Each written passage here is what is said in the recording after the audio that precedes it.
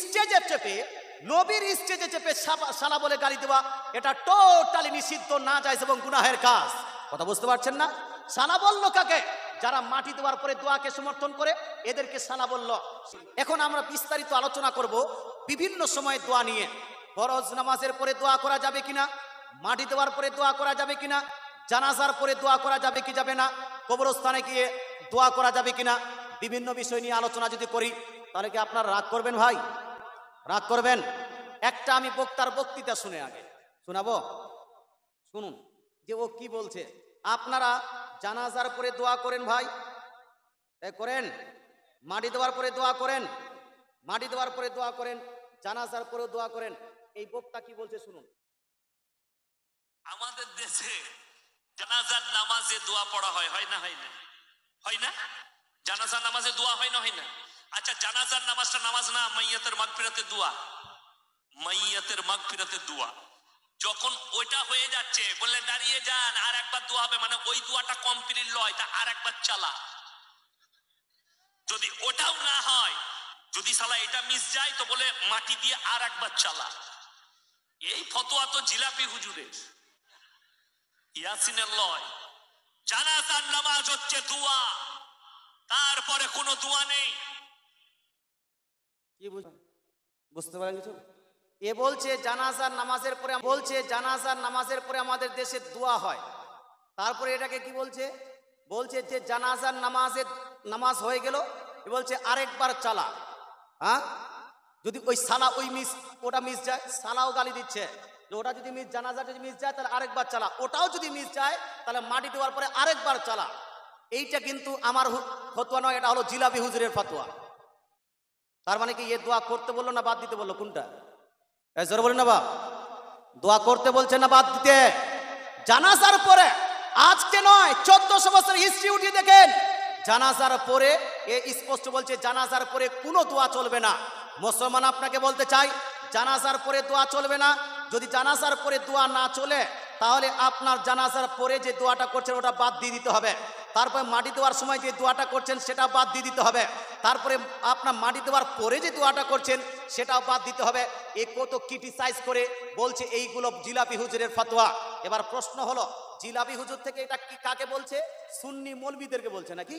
হ্যাঁ, সুন্নি মৌলবীরা কি খায়? জিলাপি। আর এরা কি খায়? কৌয়া। এরা কি খায়? ধরবেন না কি খায়? কাক। মুসলমান এই দেবন্দীদের কাছে কাক খাওয়া হলো হালাল, কাক খাওয়া হলো এটা জায়েজ এবং সওয়াবের কাজ। রাশিদ আহমদ গাঙ্গোহী সওয়াব পর্যন্ত লিখে দিয়েছে। বলেন না নাউজুবিল্লাহ। নবীজি কি দোয়া করতেন হাত তুলে? একটা হাদিস শুনুন। এই হাদিসটি লিপিবদ্ধ আছে মিশকাত শরীফের মধ্যে। সেম হাদিস কাহিনী লিপিবদ্ধ আছে সুনান আবু দাউদ, জিল নাম্বার 1, পেজ নাম্বার 216 মধ্যে। হযরতে সাঈদ ইবনে ইয়াজিদ রাদিয়াল্লাহু তাআলা আনহু নিজ পিতা হতে বর্ণনা করেন। তিনি বলেন নবীজি সাল্লাল্লাহু আলাইহি ওয়াসাল্লামের প্রসঙ্গে, আন্না নবিয়্যা সাল্লাল্লাহু আলাইহি ওয়াসাল্লাম কানা ইদা দাআ রাফাআ ইয়াদাইহি। তিনি বলছেন, সাহাবী রাসূল বলছেন, নবীজি যখনই দোয়া করতেন, কানা ইদা দাআ, নবীজি যখন দোয়া করতেন, রাফাআ ইয়াদাইহি, নিজ দুই হাতকে উত্তোলন করে দোয়া করতেন। জোরে বলে সুবহানাল্লাহ। বুখারীতে নবীজি হাত তুলে দোয়া করার প্রমাণ আছে, মুসলিম শরীফে হাত তুলে দোয়া করার প্রমাণ আছে, তিরমিজি শরীফে হাত তুলে দোয়া করার প্রমাণ আছে, আবু দাউদ শরীফে হাত তুলে দোয়া করার প্রমাণ আছে, নাসাই শরীফে হাত তুলে দোয়ার প্রমাণ আছে, ইবনে মাজাহ শরীফের মধ্যে হাত তুলে দোয়ার প্রমাণ আছে, মুসনাদে আহমদের মধ্যে হাত তুলে দোয়ার প্রমাণ আছে, বাইহাকি শরীফের মধ্যে হাত তুলে দোয়ার প্রমাণ আছে। সুতরাং হাত তুলে দোয়া করা যাবে না? যাবে না? যাবে না? যাবে না ভাই? যাবে। মুসলমান এতটুকু পর্যন্ত হলো। এক একটা বিষয় করে চ্যাপ্টার করে আমি আলোচনা করছি। হাত তুলে দোয়া করলেন, দোয়ার শেষে আপনারা কি করেন? বিহাক্কি লা ইলাহা ইল্লাল্লাহ মুহাম্মাদুর রাসূলুল্লাহ বলে এরকম করে মুখমণ্ডলটাকে মুছুরেন না করেন। বাংলাদেশের এক বক্তাকে বলতে শুনলাম যে দোয়ার শেষে এইরকম যে মুখে মাসা করছে বা বুলায়ন করছে, এটা হলো বিদআত কাজ। বলেন নাউজুবিল্লাহ। মুসলমান সৌদি আরব থেকে কিছু বাঙালি বক্তা টাকা পেয়ে সৌদি আরবের রিয়াল পেয়ে তারা ওখান থেকেও বলছে এটা বিদআত কাজ, অর্থাৎ দোয়ার শেষে মুখমণ্ডলে এরকম হাত বুলানো যাবে না, তাদের ধারণা। কিন্তু আপনারা করেন কি করেন না? বিদআত করলে নেকি না গুনাহ? এজন্য না নেকি হয় না গুনাহ? মুতলাকান যখন বিদআত বলা হবে সেটা বিদআতে কাবিয়া প্রমাণিত হয়। আর সেটা বিদআতে কাবিয়া যখন প্রমাণিত হবে, ওই বিদআতটা করলে আপনি গুনাহগার হবেন। তার মানে হলো তাদের কথা মোতাবিক, গায়ের মুকাল্লিদ ওয়াহাবিদের কথা মোতাবিক, কেউ যদি দোয়ার শেষে মুখমণ্ডলে হাত বুলায়ন করে, এই ব্যক্তি হলো গুনাহগার, এই ব্যক্তি যাবে জাহান্নামে। তবে আপনারা তো করছেন, আমরা তো করছি, আমাদের দলিল লাগবে কি লাগবে না? দলিল বলবো, দালালি নয় বাপ, দলিল শুনুন। হাদিসটি লিপিবদ্ধ আছে আপনার সুনান ইবনে মাজাহ জিলদ নাম্বার 2 চ্যাপ্টার নাম কিতাবুদ দাওয়াত।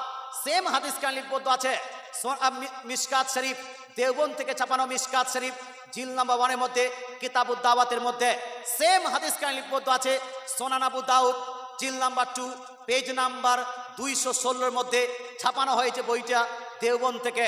আল্লাহ তাআলা রাসূল ইরশাদ করেন, সালুল্লাহ বিবুতুনি আকুফিকুম ওয়ালা তাসআলুহু বিজুহুরিহা, তোমরা আল্লাহ তাআলার কাছে দোয়া করো দুই হাত তুলে, ওয়ালা তাসআলুহু বিজুহুরিহা, আর দোয়ার সময় এই রকম করে উল্টা হাতে দোয়া করো না, এরকম করে উল্টা হাতে দোয়া করো না।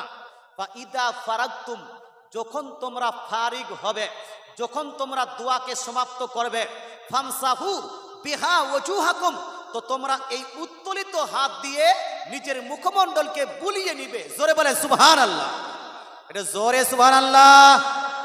নবীজি বলছেন ফাইদা ফারাগতুম ফামসাহু বিহা ওয়াজুহাকুম, যখন দোয়া সমাপ্ত করবে এই উত্তোলিত হাত দিয়ে নিজের মুখমণ্ডলকে বুলায়ন করে নিবে, নিজের মুখমণ্ডলকে মাসা করে নিবে।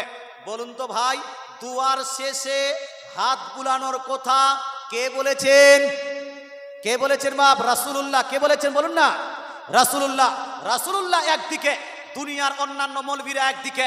যদি কথা বলে মুসলমান আমরা যাব কোন দিকে? আমাদের একটাই স্লোগান, দুনিয়া গোটা একদিকে, আমার রাসূল যদি একদিকে যায়, সুন্নি মুসলমান অন্য কারো দিকে যেতে পারে না। সুন্নি মুসলমানের একটাই স্লোগান, দয়ার নবী যেই দিকে আমরা আছি, কোরআন হাদিস যেই দিকে, সুন্নি মুসলমান সেই দিকে। কোরআন হাদিস আমরা ছাড়তে পারি না। আচ্ছা, নবীজি শুধু খালি বলেছেন না নবীজি নিজেও করেছেন? একটু জানার দরকার আছে। একটা হাদিস আর, এই হাদিসটি লিপিবদ্ধ আছে সৌদি আরব থেকে ছাপানো, আহলে হাদিসদের ছাপানো সুনান তিরমিজি জিলদ নাম্বার 2 হাদিস নাম্বার 3714 কত নাম্বার হাদিস বললাম? 3714 মধ্যে এই সেম হাদিস কাহিনী লিপিবদ্ধ আছে দেওবন্দ থেকে ছাপানো সুনান তিরমিজি জিলদ নাম্বার 2 পেজ নাম্বার 174 174 এর মধ্যে হাদিস কাহিনী লিপিবদ্ধ আছে। হাদিসের বর্ণনাকারী হলেন হযরত উমর বিন খাত্তাব, দ্বিতীয় খলিফা উমর বিন খাত্তাব রাদিয়াল্লাহু তাআলা আনহু। তিনি বলছেন, আন্না রাসূলুল্লাহ সাল্লাল্লাহু আলাইহি ওয়াসাল্লাম কানা ইদা রাফা ইয়াদাইহি ফি দুআ লাম ইয়াহুত্তাহুমা হাত্তা ইয়ামসাহা বিহিমা ওয়াজহাহু। অর্থাৎ উমর বিন খাত্তাব রাদিয়াল্লাহু তাআলা আনহু বলেন, হে মুসলমান, এইদিকে ধ্যান দিয়েছেন ভাই? ধ্যান আছে? হযরত উমর বিন খাত্তাব বলেন, নবীজি সাল্লাল্লাহু আলাইহি ওয়াসাল্লাম কানা ইদা রাফা ইয়াদাইহি ফি দুআ, নবীজি যখন দুয়ার সময় হাত তুলতেন, লাম ইয়াহুত্তাহুমা হাত্তা ইয়ামসাহা বিহিমা ওয়াজহাহু, নবীজির দোয়া সমাপ্ত করার সময় সেই উত্তোলিত হাত দিয়ে নিজের মুখমণ্ডলকে, নিজের চেহারা মুবারককে বুলিয়ে নিতেন, মাসা করে নিতেন। জোরে বলে সুবহানাল্লাহ। তাহলে বুঝা গেল যে মুখে মাসা করা দোয়ার শেষে এটা বিদআত নয়, এটা হলো আমার নবীর সুন্নত। সুতরাং যেই ব্যক্তিরা করবে তারা হবে আহলে সুন্নাত, তারা হবে কি? আহলে সুন্নাত। আর যারা এটাকে বিদআত বলবে তারাই হলো আসল বিদআতি, তারাই হলো আসল বিদআতি। কথা বুঝতে পারছেন ভাই? তো নবী মাসা করেছেন কি করেননি ভাই? করেছেন। ইমাম তিরমিজি রাদিয়াল্লাহু তাআলা আনহু হাদিসের শেষে বলে দিয়েছেন, হাযা হাদিসুন হাসানুন সহিহুন, হাদিসটি সহিহ এবং হাসান সনদে বর্ণিত হয়েছে। হাদিসকে কেউ জাল এবং জয়ীফ বলতে পারবেন না। মুসলমান এতটুকু হলো। আগে বলি, আমার পূর্বের বক্তা হয়তো বিষয় নিয়ে আলোচনা করেছেন। মুসলমান আপনাকে বলতে চাই, এবার প্রশ্ন হলো, জানাজার পরে যে দোয়া চলছে এটা কি আমাদের ফতোয়া, এই সাধারণ মৌলবীর ফতোয়া, না অন্য কারো ফতোয়া? মুসলমান জিলাপি হুজুর বলে, এ কাকে কাকে তাচ্ছিল্য করলো? একটু মনোযোগ সহকারে শুনুন। বিশ্বের মধ্যে 6 টানা হাদিস সবাই মান্য করে, এই 6খানা হাদিসকে সিহাহ সিত্তা বলে আখ্যায়িত করা হয়। সিহাহ সিত্তার মধ্যে অন্যতম একটি হাদিস গ্রন্থ, সেই হাদিস গ্রন্থের নাম হলো সুনান আবু দাউদ। কোন কিতাব বললাম? এজন্য বললাম না, সুনান আবু দাউদ। সুনান আবু দাউদ জিলদ নাম্বার 2 হাদিস নাম্বার 32-1। কত নাম্বার হাদিস বললাম বা? ইন্টারন্যাশনাল রেফারেন্স অনুযায়ী হাদিস নাম্বার 32-1। 32-1 মধ্যে আমার নবী, আপনার নবী, দয়ার নবী, মায়া নবী ইরশাদ করেন, নবীজি বলছেন, ইদা সাল্লাইতুম আলাল মাইয়িতি ফাখলিসু লাহু দুআ। নবী বলছেন, হে আমার উম্মত উম্মতিরা, ইদা সাল্লাইতুম আলাল মাইয়িত, তোমরা যখন মৃত ব্যক্তির জানাজার নামাজ পড়ে নিবে, যখন মৃত ব্যক্তির জানাজার নামাজ হয়ে যাবে, তো তোমরা ওই মৃত ব্যক্তির জন্য বিনয়ের সহিত দোয়া করো। জোরে বলেন সুবহানাল্লাহ। আমার নবী, আপনার নবী বলছেন, মৃত ব্যক্তির যখন জানাজার নামাজ হয়ে যাবে, ওই জানাজার নামাজ হওয়ার পরে তোমরা মৃত ব্যক্তির জন্য বিনয়ের সহিত দোয়া করো। বলুন তো ভাই, জানাজার পরে দোয়া করতে বললেন কে? জোরে বলেন না কে? রাসূলুল্লাহ। জোরে বলেন না কে? রাসূলুল্লাহ। মুসলমান, আপনাকে বলতে চাই, আমার রাসূলকে কেউ যদি জিলাপি হুজুর বলে, আমার রাসূলকে কেউ যদি জিলাপি হুজুর বলে আখ্যায়িত করে, সে কি খাঁটি মুসলমান থাকতে পারে? খাঁটি মুসলমান থাকতে পারে না।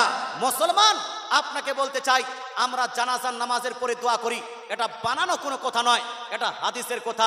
এরপরে এই হাদিসকে কেউ যদি অমান্য করে, তাকে আমরা মানতে পারি না। জানাজার পরে দোয়া চলছে, আগামীতেও চলবে কি চলবে না? চলবে কি চলবে না? আচ্ছা, মাটি দেওয়ার পরে দোয়া, এ বলছে মাটি দেওয়ার পর আরেকবার চালা, ওটা আবার সালা বলে গালি দেয়। সালা কোনো সময় আপনার জায়েজও হয়, কোনো সময় না জায়েজ এবং হারামও হয়। নিজের বহু, নিজের স্ত্রীর ভাইকে যদি আপনি সালা বলেন, ছোট্ট ভাইকে, এটাতে আপনার কোনো গুনাহ হবে না, এটাতে আপনার কোনো রকম না জায়েজ হবে না। কিন্তু আপনার অন্য কোনো ব্যক্তিকে যদি সালা বলে সম্বোধন করেন, গুনাহ হবে কি হবে না? এজন্য বলেন না বা, গুনাহ হবে কি হবে না? গুনাহগার, বাদকার, সিয়াকার। নবীজি বলেছেন, সেবাবুল মুসলিমে ফুসুকুন। একজন ব্যক্তি যদি অন্য কোনো মুসলমানকে গালি দেয়, কোনো মুসলমানকে গালি দেয়, এই গালি দেওয়াটা হলো ফিস্ক ও ফুজুর। যেই ব্যক্তি গালি দিবে, এই ব্যক্তির পিছনে নামাজ পর্যন্ত পড়া যাবে না। স্টেজে যাবে, উল্টা পাল্টা যদি গালি দেওয়া হয়, ওই বক্তার বক্তৃতা শোনা জায়েজ হবে না। মুসলমান, আসুন না, জানাজার পরে তো দোয়া হয়ে গেল, মাটি দেওয়ার পরে দোয়া করা চলবে কি চলবে না? আপনারা করেন বা করেন, আর যদি না করেন তবুও শুনেন মুসলমান হাদিসে কি আছে। এই হাদিসটি লিপিবদ্ধ আছে সিহাহ সিত্তার অন্যতম হাদিস গ্রন্থ সুনান আবু দাউদ জিলদ নাম্বার 2 হাদিস নাম্বার 32-23। কত নাম্বার হাদিস বললাম? জরুরি না, কত নাম্বার হাদিস? এই যে মুখস্থ করছেন কম্পিউটারের মতো, 12টা হতে চললো, তারপর আপনাদের মাথা কম্পিউটারের মতো চলছে, এটার জন্য আপনাকে থ্যাংক ইউ জানাই। হ্যাঁ, সুনান আবু দাউদ জিলদ নাম্বার 2 ইন্টারন্যাশনাল রেফারেন্স অনুযায়ী হাদিস নাম্বার 32-23 মধ্যে লিপিবদ্ধ আছে হযরত উসমান বিন আফফান রাদিয়াল্লাহু তাআলা আনহু হতে বর্ণিত হাদিস। উনি বলছেন, কানা রাসূলুল্লাহ সাল্লাল্লাহু তাআলা আলাইহি ওয়াসাল্লাম। কি হলো জি? মুসলমান, আপনাকে বলতে চাই, আমি হাদিসটি পড়ছিলাম, আবার রেফারেন্সটা দিয়ে দিচ্ছি যেন মনে থাকে। সুনান আবু দাউদ জিলদ নাম্বার 2 হাদিস নাম্বার কত? এটা একজন বলুন না। 32-23। মাশাআল্লাহ, সুবহানাল্লাহ। 32-23 মধ্যে লিপিবদ্ধ আছে। আর হাদিসের সনদ হলো হাসান এবং সহিহ। এই হাদিসকে জাল এবং জয়ীফ বলা যাবে না। হযরত উসমান বিন আফফান, নবীজির তৃতীয় খলিফা, নবীজির জামাতা উসমান বিন আফফান রাদিয়াল্লাহু তাআলা আনহু, তিনি বলছেন, কানা রাসূলুল্লাহ। আচ্ছা, নবীজির জামানায় কেউ ইন্তেকাল করেছে কি করেনি ভাই? এটা হানা বলুন না। নবীজি সাল্লাল্লাহু আলাইহি ওয়াসাল্লাম জানাজার নামাজ পড়েছেন কি পড়েননি? মাটি দিয়েছেন কি দেননি? এবার প্রশ্ন হলো, নবীজি মাটি দেওয়ার পরে দোয়া করেছেন কি করেন না? জানার দরকার আছে কিনা? জানার দরকার আছে। শুনুন, এই হাদিসে স্পষ্ট লিপিবদ্ধ আছে। হযরত উসমান বিন আফফান রাদিয়াল্লাহু তাআলা বলছেন, কানা রাসূলুল্লাহ সাল্লাল্লাহু আলাইহি ওয়াসাল্লাম ইদা ফারাগা মিন দাফানিল মাইয়িতি। নবীজি সাল্লাল্লাহু আলাইহি ওয়াসাল্লাম যখন ফারিগ হতেন, মিন দাফানিল মাইয়িতি, মাইয়িতকে দাফন করে, নবীজি সাল্লাম মৃত ব্যক্তিকে দাফন করে যখন ফারিগ হতেন, দাফনের পরে আমরা দোয়া করি না? যখন নবীজি দাফন করে ফারিগ হতেন, বর্তমান বহু মানুষ দাফন খালি তড়িহড়ি করে দাফন করলো, মাটি দিল, মাটি দেওয়ার পরে মানলো আপনার জন্য দৌড়, বাড়িতে চলে গেছে। মুসলমানরা দোয়া করার জন্য দাঁড়িয়ে থাকে না, পালিয়ে যায়। কি করে? পালিয়ে যায়। বহু মানুষ আছে মাটি দেওয়ার পরে পালিয়ে যায়, কিন্তু আমার নবীর প্রসঙ্গে তৃতীয় খলিফা বলছেন, আমার নবী আপনার নবী যখন দাফন কাজ সমাপ্ত করতেন, ওয়াকাফা আলাইহি, সেই কবরের পাশে নবীজি দাঁড়িয়ে যেতেন। জোরে বলে সুবহানাল্লাহ। সুতরাং পালিয়ে যাওয়া এটা হলো বিদআত, আর দাঁড়িয়ে যাওয়া এটা হলো আমার নবীর সুন্নত। জোরে বলে সুবহানাল্লাহ। দাঁড়িয়ে কি করতেন নবীজি সাল্লাল্লাহু আলাইহি ওয়াসাল্লাম? কিছু মৌলবি দাঁড়ায় শুধু ঝামলা করার জন্য, যে যখন কেউ যদি দোয়া করে আমি যেন দোয়াটা নিষেধ করব। হ্যাঁ, কিন্তু আমার নবী কি দোয়া বন্ধ করার জন্য দাঁড়ালেন না দোয়া চালু করার জন্য দাঁড়ালেন? সাহাবী বলছেন ফাকাল, নবীজি দাঁড়িয়ে বললেন, ইস্তাগফিরু লিআখিকুম, হে আমার সাহাবায়ে কেরাম, এই ব্যক্তিকে এখন এই কবরস্থ করা হয়েছে, এই কবরস্থ ভাইয়ের জন্য দাফন শেষ হয়েছে, দাফন কাজ করার পরে এই কবরস্থ ভাইয়ের জন্য ইস্তাগফিরু লিআখিকুম, তোমরা এই ভাইয়ের মৃত ভাইয়ের জন্য, কবরস্থ ভাইয়ের জন্য তোমরা এখন দোয়ায়ে মাগফিরাত করো। জোরে বলে সুবহানাল্লাহ। কি করো ভাই? মাগফিরাতের দোয়া করো। ওয়াসআলু লাহু বিতাসবিত ফাইন্নাহুল আন ইউসআল, আর আল্লাহ তাআলার কাছে দোয়া করো, কারণ এখন তাকে প্রশ্ন করা হবে। কবরে প্রশ্ন করা হয় কি হয় না? হয়। কবরে প্রশ্ন করা হয় কয়টা? 10টা, 3টি। হ্যাঁ, মান রাব্বুকা, হু ইজ ইওর লর্ড, তোমার রবকে, মা দীনুকা, হোয়াটস ইওর রিলিজিয়ন, তোমার ধর্ম কি, মা কুনতা তাকুল ফি হাদা রাজুল, what was you saying about that person who is standing in front of you, তোমার সামনে যে ব্যক্তি দাঁড়িয়ে আছে তার প্রসঙ্গে তোমার ধারণা কি ছিল, তার প্রসঙ্গে তোমার মন্তব্য কি ছিল। 3খানা প্রশ্ন করা হবে। আমার নবী আপনার নবী দয়ার নবী মায়ের নবী সাহাবাদেরকে সম্বোধন করে বলেন, মাটি দেওয়ার কাজ সমাপ্ত হয়ে গেছে, এবার তোমরা বাড়ি যাবে না, এবার তোমরা এই কবরস্থ ভাইয়ের জন্য দোয়ায়ে মাগফিরাত করবে, আর আল্লাহ তাআলার কাছে দোয়া করবে সে যেন সঠিকভাবে এই 3টি প্রশ্নের উত্তর দিতে পারে। কথা বুঝতে পারছেন ভাই? এবার প্রশ্ন হলো, আমার নবী আপনার নবী মাটি দেওয়ার পরে দোয়া করতে বললেন না ছাড়তে? এজন্য করতে না ছাড়তে? তো দোয়া মাটি দেওয়ার পরে, দাফনের পরে দোয়া করার ফাতোয়া, এটা কি জিলাপি হুজুরের? এজন্য বলেন না বাপ, এই মোটকা বলছে, হ্যাঁ এটা বুঝতে পার, নাম কি এটা জানেন আপনারা? কি বলছে? এটা হলো জিলাপি হুজুরের ফতোয়া, ইয়াসিনের নয়। তো ইয়াসিনের ফতোয়া আমরা মানবো কেন? মৌলবীর ফতোয়া আমরা মানবো কেন? নবীর ফতোয়া যদি একদিকে যায়, আর ইয়াসিনের মতো একটা দুইটা নয়, লাখো কারোরও ইয়াসিন যদি একদিকে ফতোয়া দেয়, আমরা মুসলমান যাব কোন দিকে? কার দিকে? জি, ইয়াসিনের মতো মৌলবীদের দিকে নয়, আমার নবীর দিকে। কারণ আমাদের স্লোগানটা হলো, দয়ার নবী যেই দিকে আমরা আছি সেই দিকে, কোরআন হাদিস যেই দিকে, সুন্নি মুসলমান সেই দিকে। মুসলমান আপনাকে বলতে চাই, মাটি দেওয়ার পরে দোয়া করতেই হবে, দোয়া করা লাগবেই লাগবে, এটা আমার নবীর নির্দেশ, এটার উপর আপনি আমল করবেন। নবী শুধু কি দোয়া করতে বললেন আর নিজে পালিয়ে গেছিলেন নাকি?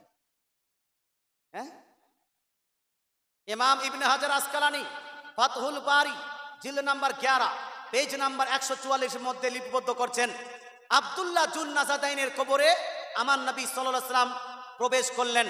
ফালাম্মা ফারাগা মিন দাফানিহি, নবীজি সাল্লাল্লাহু আলাইহি ওয়াসাল্লাম যখন ওই সাহাবীর দাফন কাজ হতে ফারিগ হতেন, ইস্তাকবালাল কিবলাতা রাফিয়ান ইয়াদাইহি, নবীজি সাল্লাল্লাহু আলাইহি ওয়াসাল্লাম কিবলামুখী হয়ে 2 হাত উত্তোলন করে ওই মৃত কবরস্থ সাহাবীর জন্য দোয়া করলেন। বলেন সুবহানাল্লাহ। এই হাদিস থেকে 2টা জিনিস প্রমাণ হয়। এক, মাটি দেওয়ার পরে দোয়া করা, এটা আমার নবীর স্বয়ং নবীর সুন্নত। 2, মাটি দেওয়ার পরে যখন দোয়া করবেন, হাত তুলে দোয়া করবেন না হাত ছেড়ে? হাত তুলে না হাত ছেড়ে? বহু মানুষ বলছে ওখানে হাত তুলে দোয়া করা যাবে না, হাত ছেড়ে দোয়া করতে হবে। মুসলমান আপনাকে বলতে চাই, 2টি বিষয়ের সমাধান দিলাম। আপনার কি বলছে জানাজার পরে দোয়া, মাটি দেওয়ার পরে দোয়া। আরেকটা বিষয় বলবো রে ভাই, আচ্ছা আপনারা যখন মাটি দেন কি দোয়া পড়েন? ফিহা নুঈদুকুম ওয়া মিনহা নুখরিজুকুম তারাতান উখরা। কেমন কেমন মৌলবি বার হয়েছে, জাহিল এবং আজহাল। একটা মৌলবির আওয়াজ শোনাবো ভাই, এই যে শুনেন কি বলছে। মায়েরকে খবরে রাখতেছি, মায়েরকে খবরে রাখতেছি, মায়েরকে খবরে রেখে যখন মাটি দিচ্ছি, তখন আমরা পড়ছি মিনহা খলাকনাকুম ওয়া ফিহা নুঈদুকুম ওয়া মিনহা নুখরিজুকুম তারাতান উখরা। এর কোন দলিল পৃথিবীর বুকে একটা সহিহ হাদিসেও নাই, জয়ীফ হাদিসেও নাই, জাল হাদিসেও নাই। হুজুর তৈরি করে রেখেছে সমাজে, হুজুর সমাজে তৈরি করে রেখেছে। কি বুঝতে পারলেন? বুঝতে পেরেছেন? মাইয়েতকে কবরে রাখতেছি, কবরে রাখার সময় আমরা বলতেছি মিনহা খলাকনাকুম ওয়া ফিহা নুঈদুকুম ওয়া মিনহা নুখরিজুকুম তারাতান উখরা।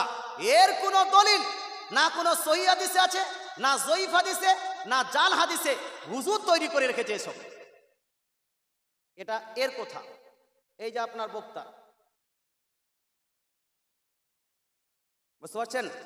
এ বাংলাদেশের কি কোন বক্তা? এটা সুন্নি না ওয়াহাবিজি? ওয়াহাবি। এরা বলছে মাইয়েতকে কবরে রাখার পরে যে মিনহা খলাকনাকুম পড়ি আমরা, এর কোনো সহিহ হাদিসেও নাই, জয়ীফ হাদিসেও নাই, জাল হাদিসেও নাই। এগুলা হুজুর তৈরি করে রেখেছে। মুসলমান আপনাকে বলতে চাই, কত জোর গলায় বলছে, কত জোর গলায় বলছে। এই জোর গলায় শুনে বহু এডুকেটেড ব্যক্তি, বহু শিক্ষিত মানুষ, বহু আপনার যারা মাস্টার ডাক্তার, এরা বলছে, এরা মনে করছে এরাই ঠিক, এরাই ঠিক। তখন আপনার যারা সুন্নিদের তরিকা ছেড়ে দিয়ে এইরকম জাহিল মূর্খ ব্যক্তিদের আপনার কি বলছে মানহাজকে মেনে নিচ্ছে, তখন এরা তখন রাফাইদেন করতে শুরু করে দেয়, আমিন জোরে বলতে শুরু করে দেয়। মিনহা খলাকনাকুম ওয়া ফিহা নুঈদুকুম ওয়া মিনহা নুখরিজুকুম তারাতান উখরা। এই দোয়া নাকি পড়া যাবে না, এই দোয়া পড়লে নাকি শিরক বেদাত হয়ে যাবে। এইগুলা যারা মন্তব্য করতে শুরু করে দেয়, মুসলমান এইরকম অনেকগুলো মানুষ আছে কি নাই? এলাকার বহু শিক্ষিত মানুষ এমন আছে যারা পূর্বে ছিল হানাফি, পূর্বে ছিল সুন্নি, এখন আহলে হাদিস হয়েছে কি হয়নি? আর কাদের কোথায় হয়েছে? এইরকম মৌলবীদের কোথায় হয়েছে? তো মুসলমান এবার আলোচনা করি এর কথা মোতাবিক। মিনহা খলাকনাকুম ওয়া ফিহা নুঈদুকুম ওয়া মিনহা নুখরিজুকুম তারাতান উখরা, এর কোনোই দলিল নাই, সহিহ হাদিসেও নাই, জয়ীফ হাদিসেও নাই, জাল হাদিসেও নাই। মুসলমান আপনাকে বলতে চাই, আমরা কি জাল হাদিস মানি রে বাপ? না, জাল হাদিস আমরা মানি না, জাল হাদিসের আমরা ধার ধারি না, জাল হাদিসকে আমরা কোনোদিনই সমর্থন করি না। জাল হাদিস মানে হলো বানানো হাদিস। জাল হাদিস মানে অন্যজন তৈরি করেছে, এটাকে জাল হাদিস বলা হয়। জাল হাদিস সুন্নিরা মানে না, আমরা মানি নবীজির হাদিসকে, নবীজির হাদিসকে। এবার নবীজির হাদিস থেকে প্রমাণ হয় কি হয় না যে মিনহা খলাকনাকুম পাঠ করা যাবে? একটি কিতাবের নাম বলছি আমি, ইমাম বুখারীর থেকে বড় ইমাম, ইমাম মুসলিমের থেকেও বড় ইমাম, ইমাম তিরমিজির থেকেও বড় ইমাম, ইমাম নাসাঈর থেকেও বড় ইমাম, ইমাম ইবনে মাজাহ থেকে বড় ইমাম। কে মুসলমান? ইমাম বুখারীর থেকে বড় ইমাম কে? ইমাম বুখারী রাদিয়াল্লাহু তাআলা আনহু হাদিস মুখস্থ করেছিলেন প্রায় 6 লাখ। কত লাখ? 6 লাখ। ইমাম নাসাঈ মুখস্থ করেছিলেন প্রায় 5 লাখ। ইমাম মুসলিম মুখস্থ করেছিলেন প্রায় 5.5 লাখ। ইমাম ইবনে মাজাহ মুখস্থ করেছিলেন প্রায় 4.5 লাখ হাদিস। কিন্তু একজন ইমাম আছে যে ইমাম 4 লাখ 5 লাখ নয়, প্রায় 10 লাখ হাদিস মুখস্থ করেছেন। জোরে বলে সুবহানাল্লাহ। ওই ইমামের নাম কি? ওই ইমামের নাম হলো না, ওই ইমামের নাম হলো ইমাম আহমদ বিন হাম্বল। কি নাম বাপ? ইমাম আহমদ বিন হাম্বল। ইমাম আহমদ বিন হাম্বল প্রায় 10 লাখ হাদিসের হাফিজ। তার ইমাম বুখারী মুসলিম থেকে বড় ইমাম, বড় ইমাম না জি? আচ্ছা, ইমাম আহমদ বিন হাম্বল থেকে বড় ইমাম হলেন কে? ইমাম শাফিঈ। ইমাম শাফিঈ ইমাম আহমদ বিন হাম্বল থেকে বড় ইমাম। আর ইমাম শাফি থেকে বড় ইমাম কে? ইমামে আজম আবু হানিফা রাদিয়াল্লাহু তাআলা আনহু। মুসলমান ইমাম শাফি রাদিয়াল্লাহু তাআলা বলেন, কেউ যদি ইসলামকে সঠিকভাবে জানতে চায়, ইসলামের আহকাম আর কাম যদি সঠিকভাবে জানতে চায়, সেই জন্য সর্বপ্রথম আবু হানিফাকে নিজের শিক্ষক প্রমাণ করে। আবু হানিফা রাদিয়াল্লাহু তাআলা আনহুকে নিজের শিক্ষক না মনে করে কেউ ইসলামের পণ্ডিত হতে পারে না। এটা হলো ইমাম শাফির মন্তব্য। বলতে চাই মুসলমান, ইমাম আহমদ বিন হাম্বল। আচ্ছা, এই যে আপনার নাভির নিচে হাত বাঁধা নিয়ে আর বুকের উপর হাত বাঁধা নিয়ে টানাটানি আছে কি নাই? এজন্য আছে কি নাই? বর্তমান যুগে 10 লাখ নয়, 10,000ও নয়, 10টা সহিহ হাদিস সনদ সহিহ মুখস্থ নাই, এইরকম পাবলিকও বলছে বুকের উপর হাত বাঁধতে হবে। বলে কি বলে না? বলে। মুসলমান নিচে ছিল, টানতে টানতে টানতে টানতে বুকের উপর চলে গেল। কি গেল না? চলে গেছে। মুসলমান আপনাকে বলতে চাই, আমার পূর্বের বক্তা আলোচনা মোটামুটি করে দিয়েছেন, এই জন্য বিস্তারিত আলোচনা করছি না। তবে আপনাকে সংক্ষিপ্ত আকারে বলি যে এই বুকের উপর হাত বাঁধাটা কতটা দুর্বল, কতটা কমজোর, এই প্রসঙ্গে 1 লাখ 2 লাখ নয়, আপনার কাছে তো 1 লাখ হাদিস নাই। ইমাম আহমদ বিন হাম্বল 10 লাখ হাদিসের উপর গবেষণা করেছেন, 10 লাখ হাদিসের উপর গবেষণা করার পরে তিনি বলছেন যে পুরুষের জন্য বুকের উপর হাত বাঁধাটা হলো মাকরুহ না জায়েজ। জোরে সুবহানাল্লাহ হবে না?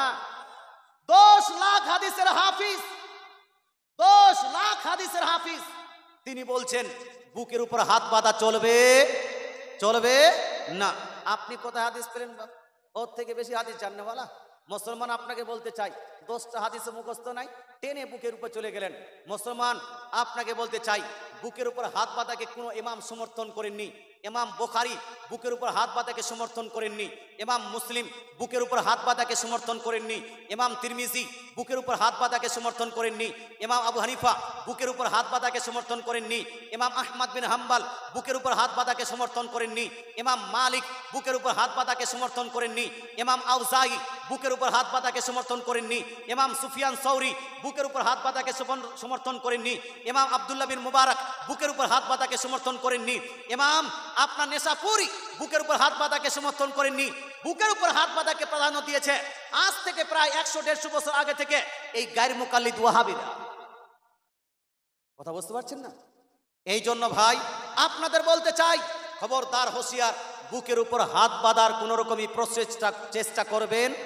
চেষ্টা করবেন না। মুসলমান আপনাকে বলতে চাই সঠিক বিষয়গুলো জানুন, সঠিক বিষয়ের উপর আমল করুন। নারায়ে তাকবীর, জোরে বলেন নারায়ে তাকবীর, নারায়ে রিসালাত, নারায়ে রিসালাত। উলামায়ে আহলে সুন্নাত